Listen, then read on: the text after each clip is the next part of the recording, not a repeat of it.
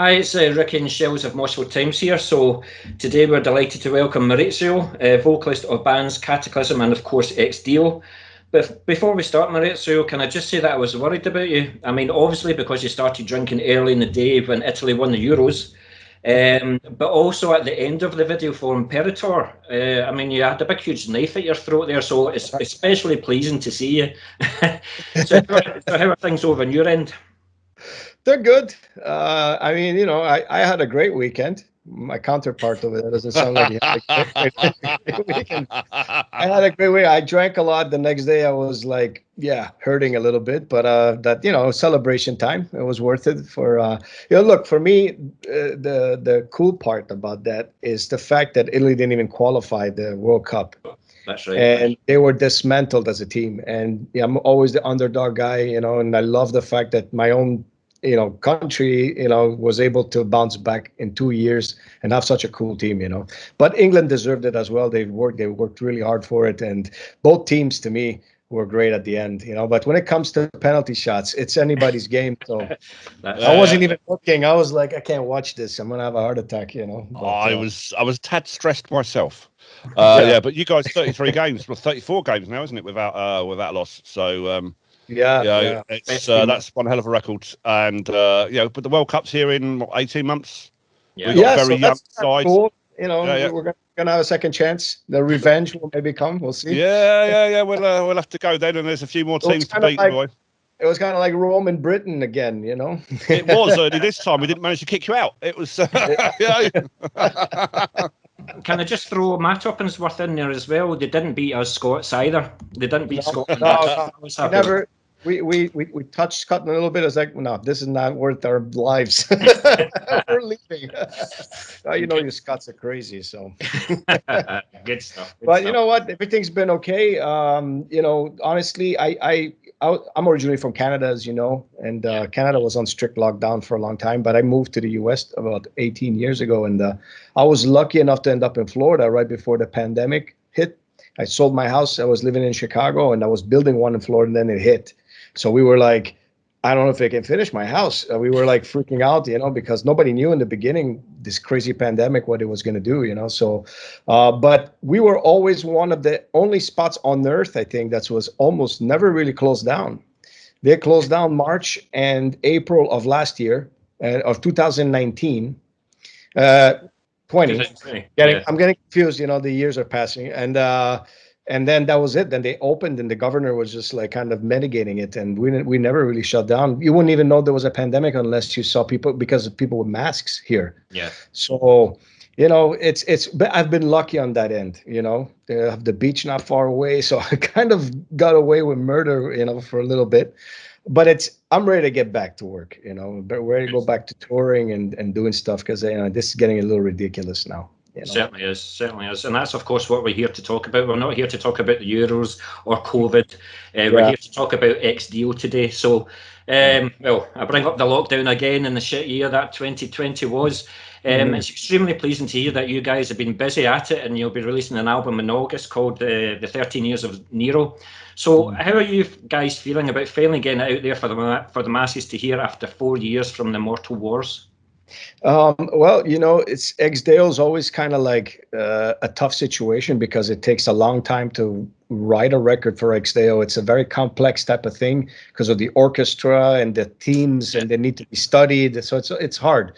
And Cataclysm is always in the way. So it's kind of a tough situation. But since this pandemic happened, we had time, so we were able to focus right away, shift our focus into Ex Deo, because Cataclysm can't tour. We were all, we live in different countries, all of us, so no way we could get out and do shows. So we had to kind of move around, and we decided, hey, it's going to be 4 years for Ex Deo. Let's do it, And I had the concept already. We had the ideas. We were really focused on this record because it's time, I think now, after all, it's already been 10 years this band is around. And it was time now to do something conceptual that would bring some attention and build from this, because we're going to be pushing Ex Deo more in the future and Cataclysm a little bit less, because Cataclysm's been around for 30 years, 15 records. It's almost every 2 years an album and touring. So we want to give it a rest, a long-deserved rest for a little bit, and do some little things for that. But Ex Deo is the main gunner now, that we want to kind of push. On a personal point of view, don't forget Cataclysm, though. Don't forget it. No, I will not. I will not. I mean, that's my baby, but it needs a little rest. It's a little tired. Yeah. But with COVID, then, did you actually have plans to release the album, Ex Deo album, earlier in August, or is this just came out the right time? This is planned as is. The Cataclysm was thrown into a hurricane because the record was already recorded pre-COVID. We were filming our video when we started seeing in the airports everywhere that they were going to shut down everything. We were like, what the hell is going on? And then we just finished the Kill Shot video, and then everything went down. And went out. It's like they pulled the lights, right? So that record got delayed release, and then Nuclear Blast wanted to delay it further. We were like, we don't know when this is going to end, let's just release it. People are home freaking out. Let's give them some music, and we kind of sacrificed that record in a way because we couldn't support it, properly. It's like we kind of just put it out there. But luckily, we're going to go on tour for the first time in 2 weeks from now with Deicide in the US. So that's going to be a really cool tour. And that here we're fully open at the moment. So there's no cancellation, a lot of sold out shows, hopefully. Fair play. So that's what it is at the moment, right? So it seems like the US is a little bit ahead of everybody on this, because of the vaccination rate, but we'll see. Yeah. The period of history that you've chosen, obviously the 13 years of Nero, is you've got 1,000 years to choose from, and you go to Nero. Is that a particular period of interest for you? Is it because Nero's a fairly well-known character? It's a little bit of both, but to me, you can't talk about, if you're a Roman-themed band of ancient Rome, you cannot do it without talking about Nero. He's just too important in the history of it. We did Caligula, and he's in the same time frame, kind of. There was Caligula, Claudius, him. So it was too important to do. Also to metal, because I mean, you're talking about the guy that coined the term Antichrist. He's the Antichrist. Everything you see in metal with inverted crosses used in black metal and all this other stuff you see, it all comes from him. Because when the Christians wanted to get when they were about to kill them or whatever, the persecution, a lot of them didn't want to die like Jesus. So they said, we don't want to die like Jesus. They said, no problem, we'll just invert the crosses. So they put them upside down. So that's where that comes from, So it's kind of like a crazy thing that nobody really emphasized on this guy in any metal band, because he was so. I mean, I think Satyricon did a album called Age of Nero, but it's such a big figure for that, and the fact that he hated the Senate, he hated the government, he was anti all that. He was an artist. So when you look at all that, it's very reminiscent of today's world too. Everybody hates politics. He was that guy that's like the outsider. So yeah. So I thought it was a good theme to talk about, because he touched a lot of different things, including England and Britannia. At that time, with Boudica and all that. So it was the right theme, I think, that can touch a little bit of everything. Yeah, especially with the way the football went, it kind of all ties in, doesn't it? Right. And that speech by Charles Loughton at the beginning of the first track really, it really brings it home. With what you just said about the anti-corruption, the anti-politics, it kind of sets a theme that kind of spins back on itself. It's exactly. I'm glad you know that. Yeah. Because it's like he gets into power. Not willingly either, because they killed the entire family. So here comes Claudius. They think he's a crippled and they can control him, but he's actually super smart. So he turns around and gets rid of the people that got rid of like everybody. He comes in and wants to do the right thing, puts all the new laws in place, and he's like, we're going to be by the people. All the corruption will be thrown out. He does everything right. What happens? Falls in love with the wrong person, Nero's mom. Right. So it's crazy how all that stuff happened, then they get rid of him, and then get rid of the little brother, and here comes Nero, so it's like, I love how the beginning of the record, we tied it in because you got the speech. You feel like, oh, this he's glorious. He's gonna be like, I'm gonna take over, and it's gonna be like this. And then you hear this, oh, like it's like the darkness coming in. No, it's like yeah. It's brilliant. I quite enjoyed that. It's one of the first things I picked up on, and living where I live, Roman history to me is something that's been drummed into me. I grew up not far away from St Albans and stuff like that, so Roman history was a big part of our education because it was right there on our doorstep. Yeah. So. And I think with the chosen period to history that you've chosen with the Romans, I think that's what makes Ex Deo more unique for me, as well as Mark here, Shells. As you have other genres like Viking metal or pirate metal, there's only so much that you can write about. Whereas, and there's already so many bands doing it already. So that I think there's definitely a place in the metal world for Ex Deo. Yeah, I think when we started, it was early. A little too early, 2008. The Viking stuff was starting to pick up like crazy, and Scandinavia being a driver of a lot of the metal stuff coming out and very influencing a lot of the stuff coming out in metal. It was absorbed right away by the Germans and everybody with the Viking stuff, right? So for me, and I never could connect 100% with it because it was not something that culturally I'm keen on, because a lot of it's cool when you go in the fantasy world and it's a lot of mythological stuff, Yeah. But when you look at Roman history, 1,000 years of real stuff, real brutality, real crazy, stuff that happened, and so many characters that it's like, it's the most metal thing you can, kind of put together. The bloodshed, the wars. I mean, it's like, it's even more, it's not like, oh, there was this guy, Ragnarok or whatever, like nobody knows really. This is real stuff. Julius Caesar is real, like, Caracalla, real, like all these guys, so I think it's a cool concept, and I think now it's growing into our time that we're going to be able to open up a little bit more.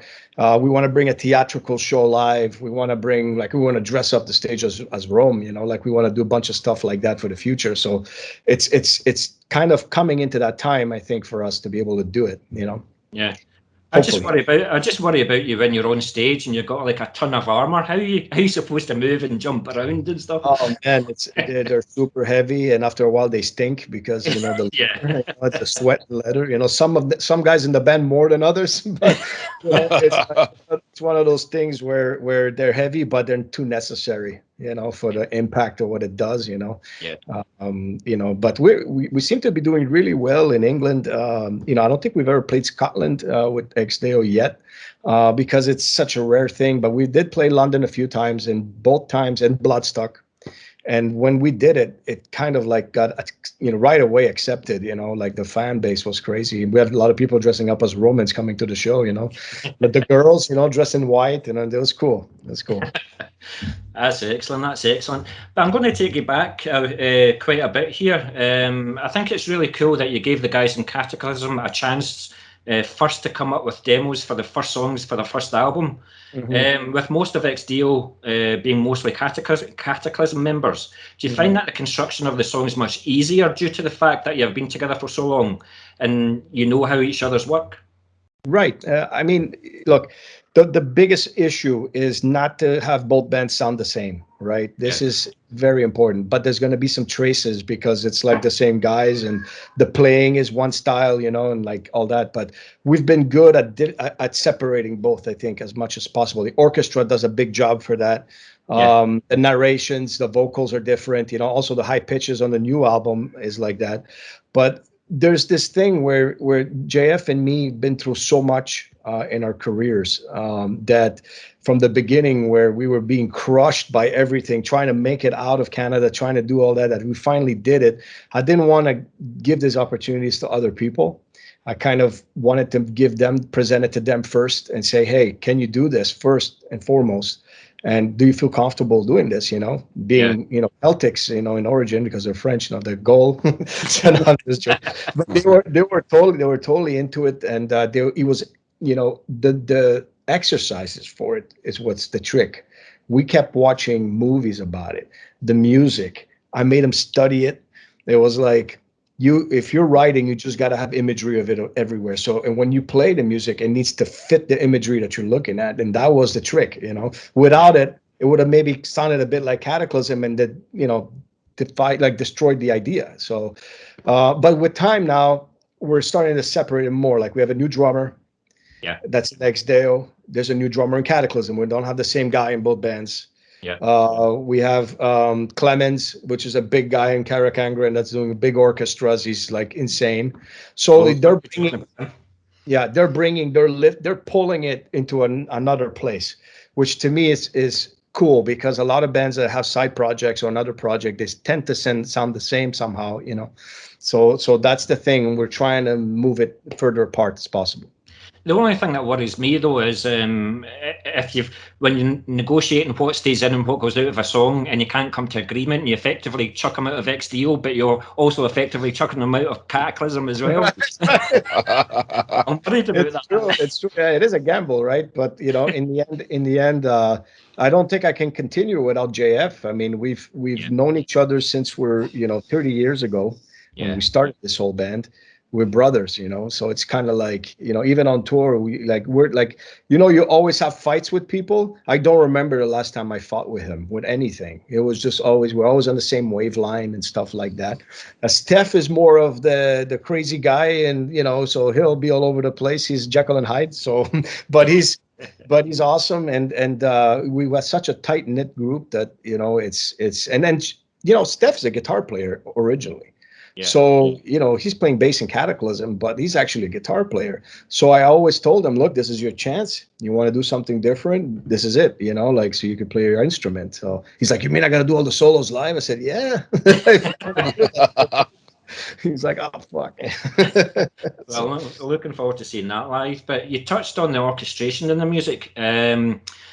It's so important for me sometimes. Sometimes it really fits in with the music. I mean, you've got the chaos orchestration of bands like Flesh God Apocalypse, or you've got the symphonic keyboards in Demon Borger. But with this orchestration in Ex Deo, it reminds me more of Septic Flesh in places. But obviously not dismissing what Jonathan did. But do you feel that Clemens has brought Ex Deo in a completely new direction? Or enhanced the direction? It's more authentic to me with Clemens. He's able to go and touch the nerve, Yeah. It's like the one thing, both were great. Jonathan was great as well. I mean, he's done great stuff with the Caligula record and Romulus. I mean, you could feel that Roman stuff. But with Clemens, his database is bigger. His experience is much bigger as well. And he's the type of guy who's going to do what's necessary for the music. He's not going to do overbearing stuff. Everybody in music right now, in my opinion, tries to overbear to show off almost. Drummers, guitar players, singers. I could sing 10, million times faster than you and I'll do it. It's like everybody is trying to overdo everybody. And in the reality, sometimes the opposite is what counts. Less is more. So he did, like, if you look at this Nero album, it starts very guitar driven. It's guitars, big rhythmics, big drums, like heavy, like look, Imperator, the song has all these tribal stuffs in it. And it's very heavy on the guitars and stuff compared to the other Ex Deo records. But you see it transform as the record goes. The intermezzo comes, it becomes more epic, opens up more orchestra. It's all intended that way. And that's him and me kind of brainstorming into let's bring him on a journey, let's start it really metal and evil and crazy and then get epic, so that was the plan with it, And I think he's just great at it. I mean, Lindemann also uses him for his stuff and with Rammstein. So he's the guy that does that stuff, and he does the DC comic for Batman as well right now. So he's a big guy, So I was going to say, do you give Clemens free rein to do what he wants with the music, or do you drop in ideas here and there, or do you pretty much say, there's the riff, there's the song, you do what you want with it? No, it's with Nero, it's very important. I mean, with Ex Deo in general, when we do a theme or a concept, it needs to be in that mood. Yeah. So that is extremely important. And for Nero, for example, we had to really get into that paranoia mind frame, the paranoia, the twisted, crazy stuff, and really get into his persona. Some of the guitar riffs, like they're kind of crazy going on in the music. That's all intentional to bring you into that time frame. Then this guy's gonna kill me, and it's like, because that was the times. His mom is is killing his uncle or whatever, like is killing Claudius, then is killing his brother.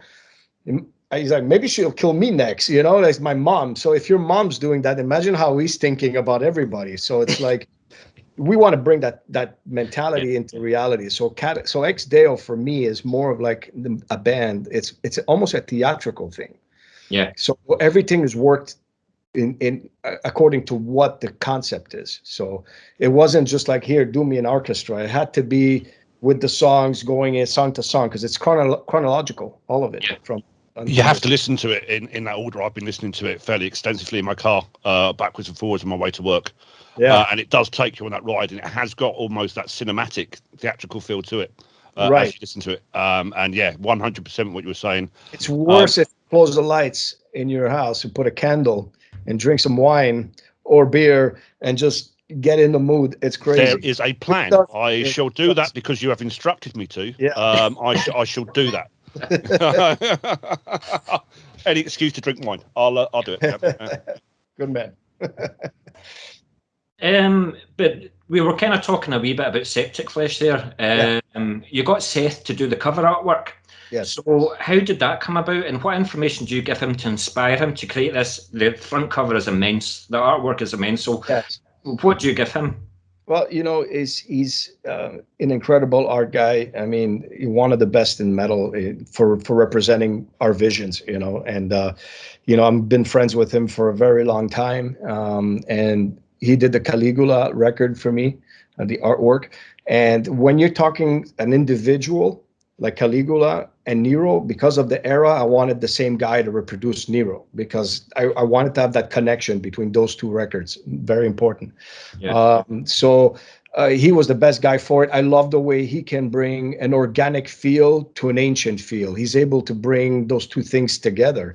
Like you'll have, you know, part of the open of the stomach and you'll see the ribs, you know, like, and he's able to make it connect, you know. It's like kind of crazy. And he's very somber and dark as an artist. And it's, you know, for Roman stuff is perfect, you know, especially if you blow up the bottom part of the artwork. If you have a chance, blow it up and just look at the details.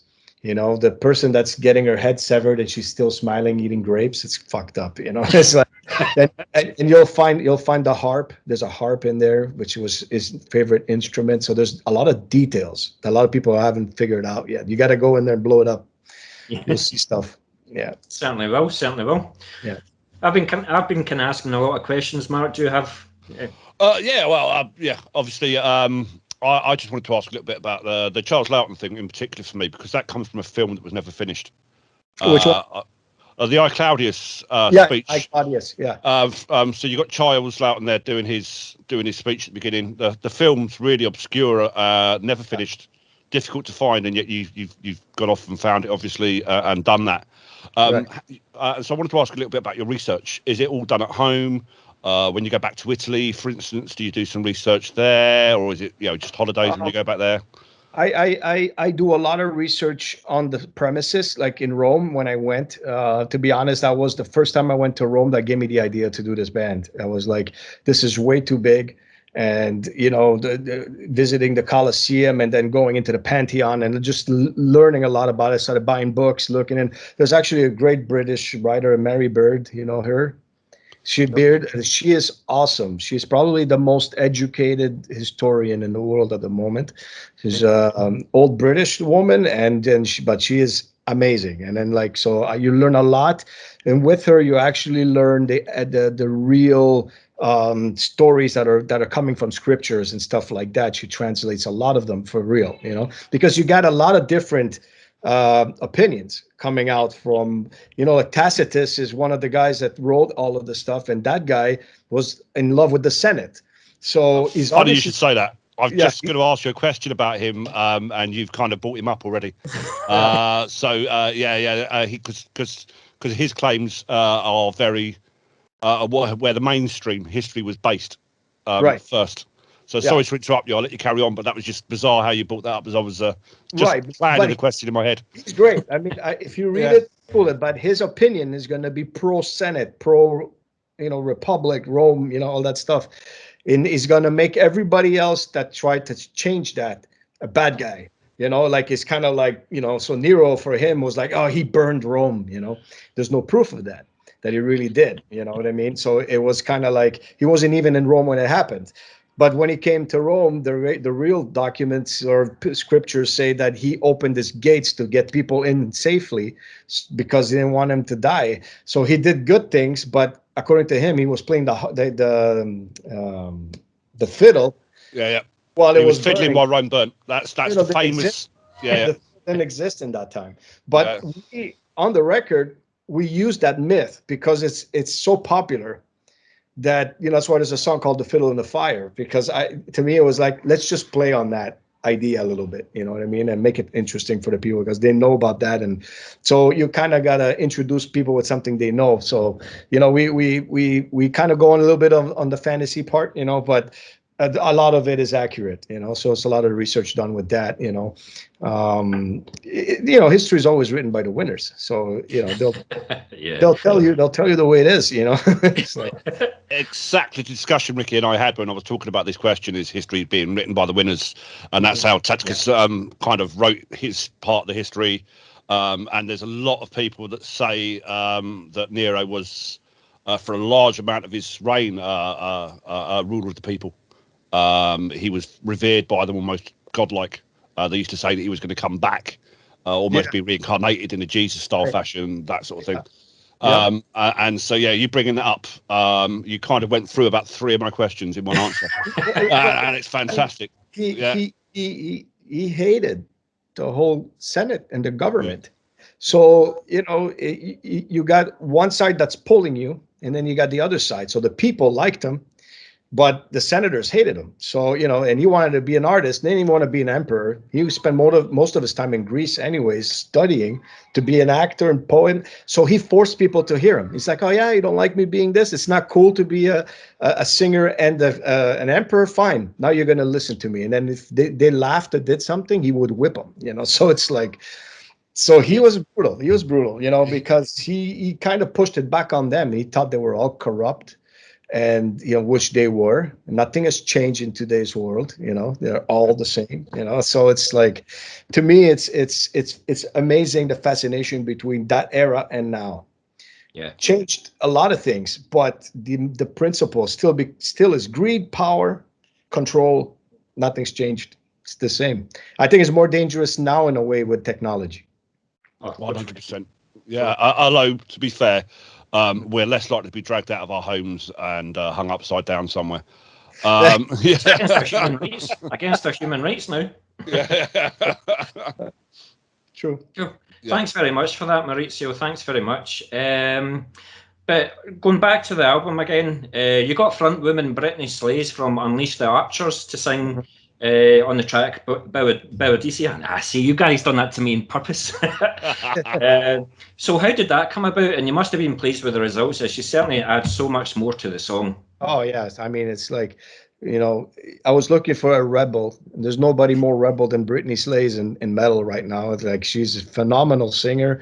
She's a Canadian country person like me, so she's like, we're the same from the same country. And, you know, I work with Unleash the Archers as well. You know, I have a management firm, so bands like Septic Flesh, Unleash the Archers are all with me. Flesh God Apocalypse, Carrick Angren. So you see the connections everywhere. Yes.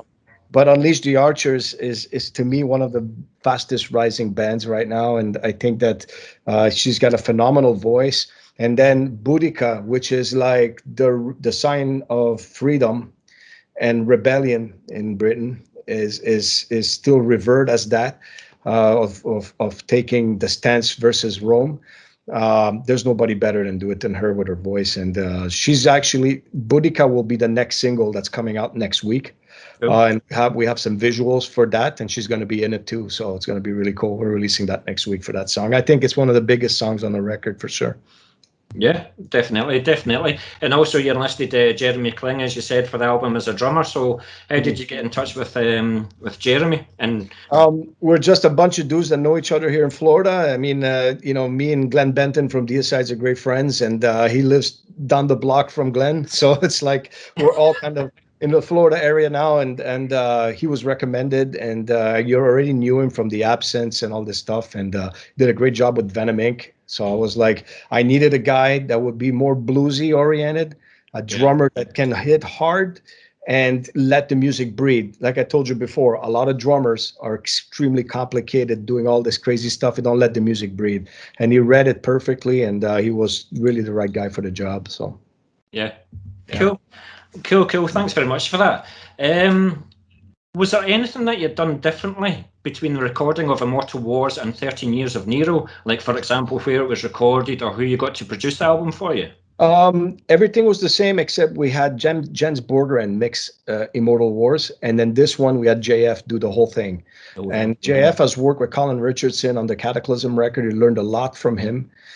Chris Clancy as well, all big guys out of England, and he was confident enough to do it, and I think he did a phenomenal job. Sounds really big, the album, and the difference between both records is, like I said, one is more dark, twisted, paranoia kind of feeling with epicness and all that, and the other one's more ancient because it was about Carthage. It was more melodic. I find Immortal Wars, it had a little bit more of a ancient feel to it. Even the music was a little bit also some in Middle Eastern influences because of it, and so it had a little bit of different vibe for Immortal Wars, which was a very successful record for us.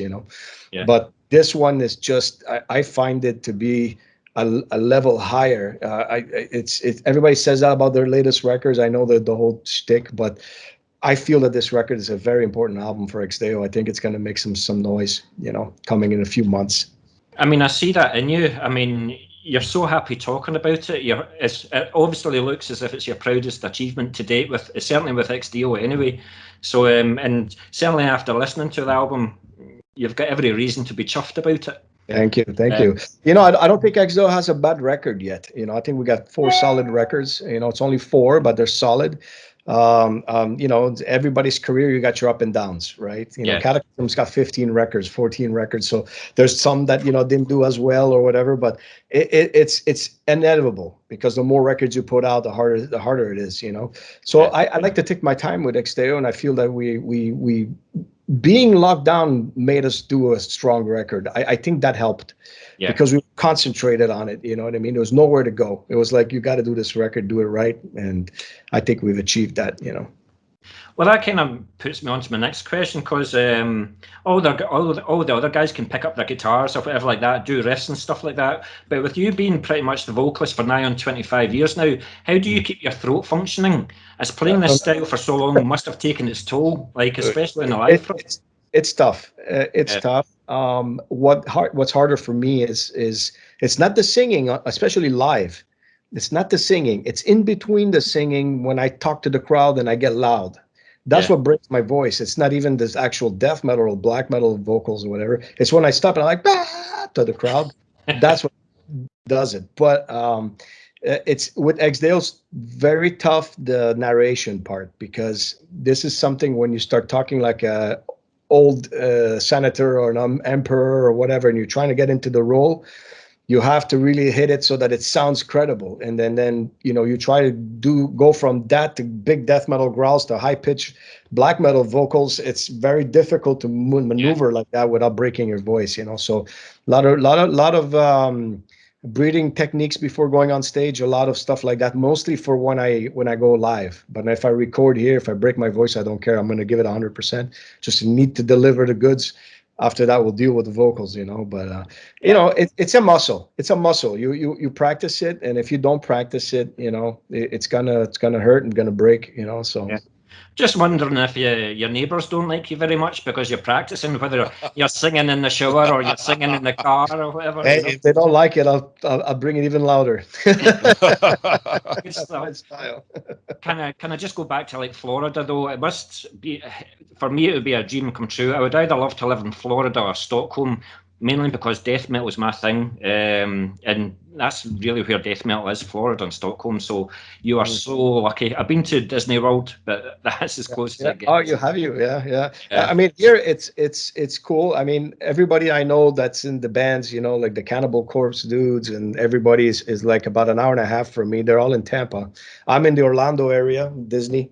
So I have the Trivium dudes not far, but the all the death metal is on that side, you know, and they're all trying to pull me to go there. They're like, "Why did you move to Orlando? You're crazy. Move here." So it's like, you know, I said, well, you know, we're all in Central Florida, but I mean, that's the cool thing. It's you feel the history here. Why just go to a concert? And you got everybody there, dudes from Death, you know, Obituary Boys, like everybody's at the show. So it's a big reunion every time you go to a concert. So that's a cool thing. I'm not jealous. I am not jealous. We have an invite, Ricky. We've been invited to Tampa. Yeah, we Yes, need to get over there. Yeah. So we have. Well, if you guys ever come here, you know, you're more than welcome to give me a shout and we'll hang out for sure. Yeah, definitely, man, definitely. Do you have any other questions, Mark? I've just got one question left. Yeah, well, I've kind of, I just wanted to know about the album coming out, obviously, on the 27th. What have you got a tour lined up, and whereabouts you're touring? Because obviously, I'm waiting to buy tickets. Yeah, we had, and you do not buy tickets. You're always going to be on the guest list with us. So there is not Fantastic. a problem. See, I told you, Mark, he's a nice guy. He's a nice guy. So the thing is we had a tour planned. Was Flesh God Apocalypse and Ex Deo together, all over Europe. The problem is the pandemic still very driving over there, and there's problems. We had too many countries. So we couldn't afford like having like say 3-4 shows in a row and then a cancellation and another cancellation in there. So you know, so basically we moved it to next year. So in the fall of 2022 we'll be out there. Hopefully this thing is behind us and we can all get together, have some beers and play some. It's a good package. I think Flesh God and Ex Deo together is going to be a good one. Oh, definitely. Yeah. Very much looking forward to that. Just. You touched on social media and you touched on technology as well, but this is my last question for you, Maurizio. Before the internet, magazines and fanzines were the places to find out about new bands and trends, but now publications have been replaced with thousands of websites catering for all genres. So do you think that some of the passion's been lost, or do you think that the internet has been a good thing for music and a good thing for Ex Deo and Cataclysm? Look, it's a bittersweet for a guy like me. Because I came up from a time where the internet was a fax machine.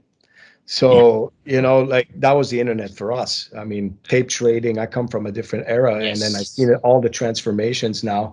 You know, it enables us to do the technology, which I think is cool.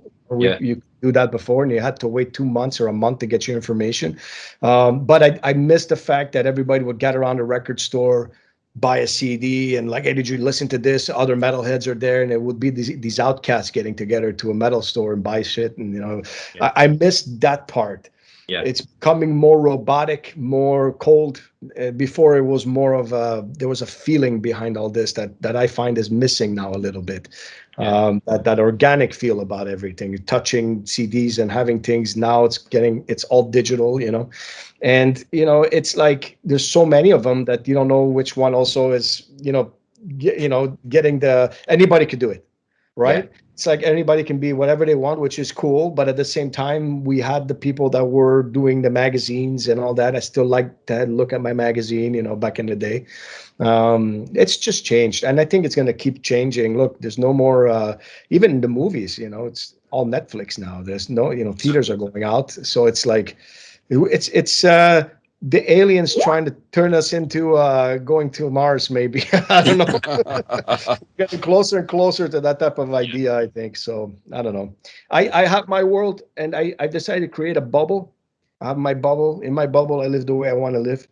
And sometimes I poke out and I look, I don't like it too much. I go back. So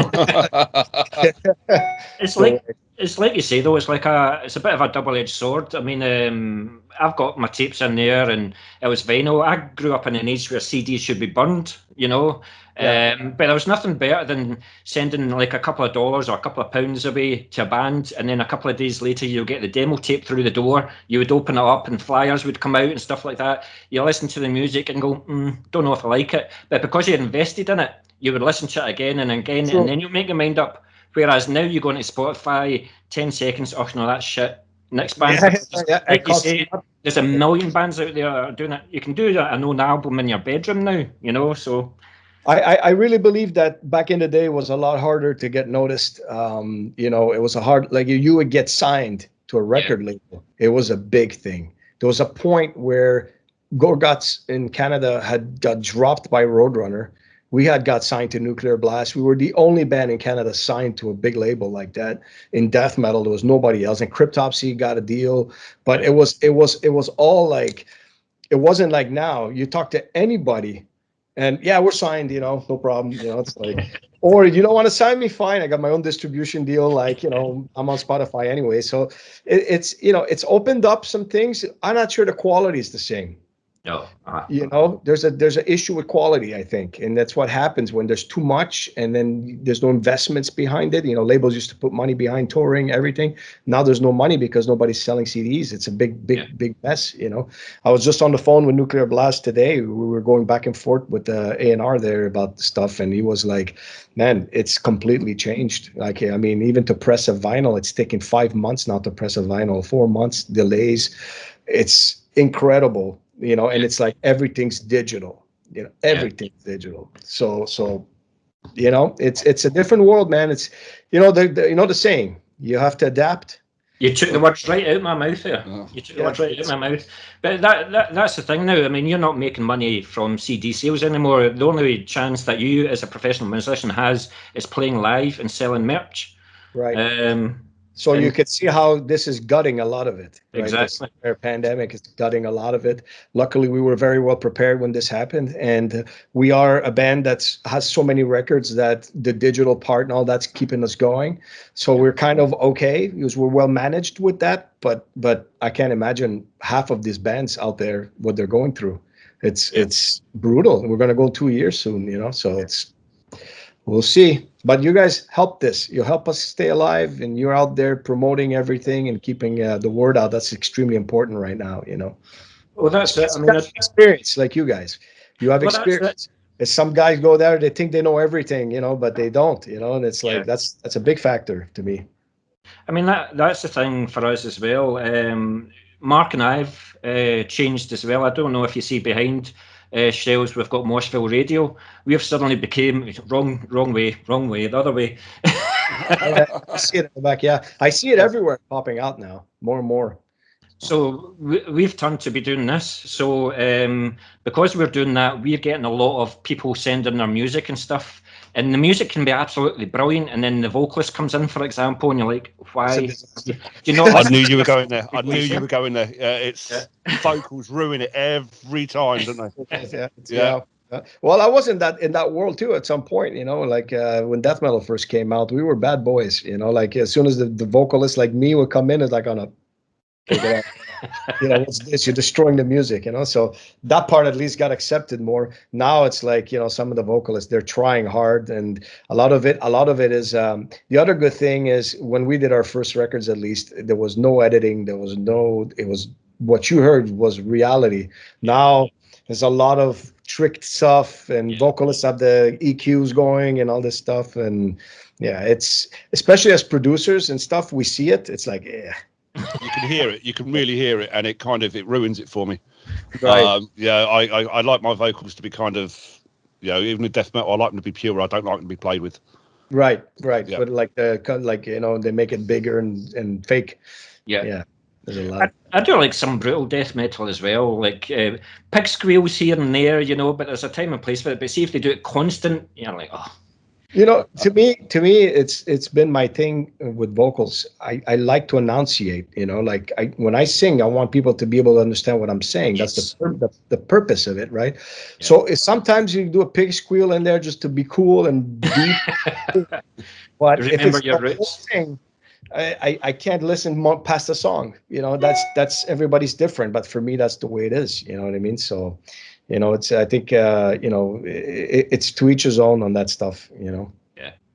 Yeah. So Maurizio, I don't have anything else to add. Do you, Shells? Not really. It's fantastic to have an interview with somebody that actually that gives us so much back. It's brilliant. It's been brilliant to talk to you, and for my part, just listen. No, you took the perfect amount. To be fair.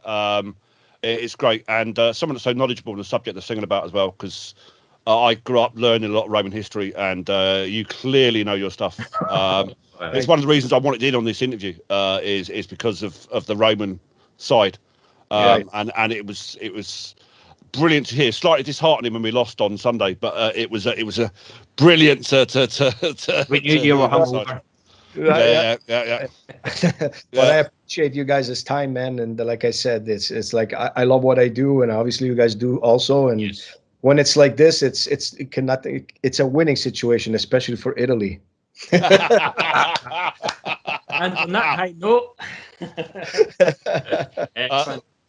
Well, once again, Maurizio, it's been an absolute pleasure talking to you. It's certainly been a highlight for me. I mean, again, when you say you've got to adapt with the times, I was always doing the email interviews, but myself and Shells, we've now started to do these things. We've got our own YouTube channels. Well, obviously, this will go on Moshville Times and it will spread the word and whatnot. So we wish only good things for Ex Deo, but we want to see you face to face.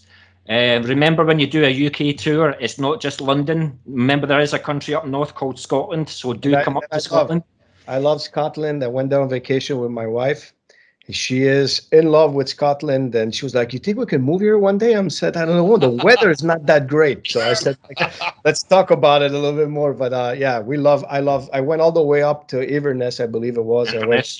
I saw the whole thing, and I wanted to see the mountains, the Braveheart Mountains, everything, the Loch Ness. I did it all, and I even ate haggis. Believe that? Oh, good stuff. Sorry, Mark. Mark. I like Maurizio more than you now. Sorry. There's something about the Scots, man. They're tough dudes, and it's like the guy's pissed off at the bar, throws your beer, and then he'll give you a smirk, saying it's okay, you're cool. It's just that happens every Saturday night. To be fair, but hey ho. But Maurizio, once again, it's been an absolute pleasure. I hope to see you in a live front anytime soon, and we'll certainly be in touch. Yes, it's my pleasure as well, guys. So thank you so much for your time. Right. Take care. Thank you very much. Thank you, Maurizio. Cheers. Cheers. Bye-bye.